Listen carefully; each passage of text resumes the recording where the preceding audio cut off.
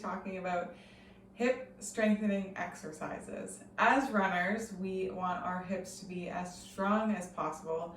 And so in today's video, I'm going to be demonstrating 3 exercises that we can incorporate into our training to help keep our hips nice and strong so that we can be running for as long as possible, and to help reduce our risk of injury as well.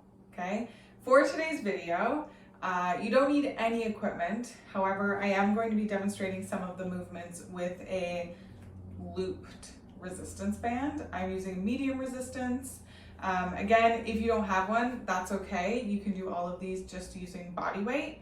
But if you do have a looped resistance band, I do recommend grabbing it. It can help take these movements to the next level, and also help us really feel the muscles engage as we're doing the movements, okay? So our first movement are glute bridges. So we are going to be on our backs, our feet are on the floor, about hip width apart, and from here, before we drive our hips up, I want you to think about just squeezing your glutes, okay? All of these movements should be done slowly and thoughtfully, really making sure we're engaging the muscles. So squeezing the glutes here, lifting up, nice pause at the top, and then slowly lowering. Again, squeezing, coming up, and then lowering.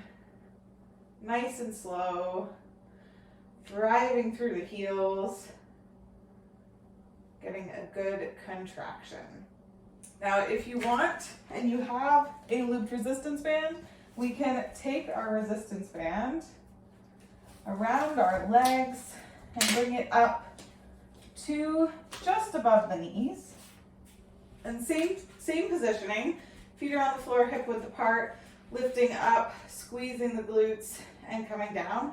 Adding the resistance band forces our glute medius, so the muscle on our glute that comes and wraps around into the hip, it forces our glute med to engage, because we want to try and keep our knees in the same position, okay? We don't want the resistance band pushing it in. So this is another way just to take our glute bridge to the next level. Okay, after we've done our glute bridge, I recommend doing it around 10 times. We're going to turn onto our side for clamshells, okay? We are on our side, our feet are tucked. And with our clamshells, I want you to focus on keeping your hips facing forward the entire time, okay? From here, my feet stay together. Again, I'm thinking about squeezing that glute and then lifting my knee up nice and slow, and then slowly lowering, okay? Again, slowly and thoughtfully, taking your time, squeezing the glutes. If you've ever taken a class with me, you for sure have heard me say squeeze the glutes lots of times. But that's what we want to do. We want to make them nice and strong.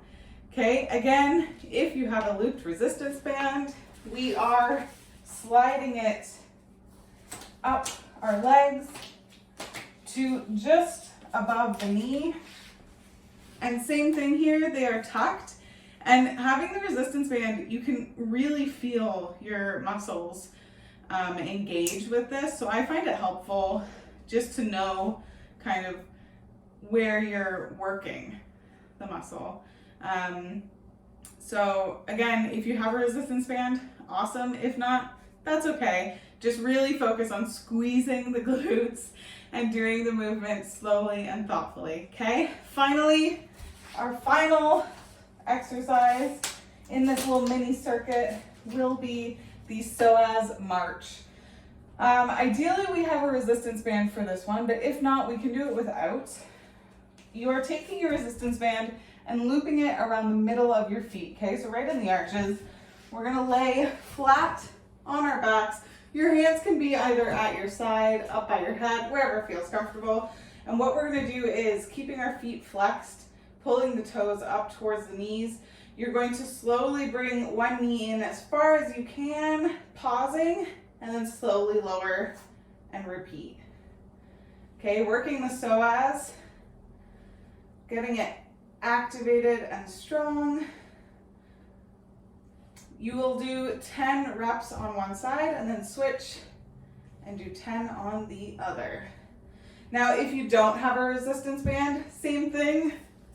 Our resistance band is off. My feet are flexed, pulling the toes up, nice and slow, bringing this in, and really pausing at the top, especially if you're not using that resistance band. So pausing, holding to 2, and then lowering.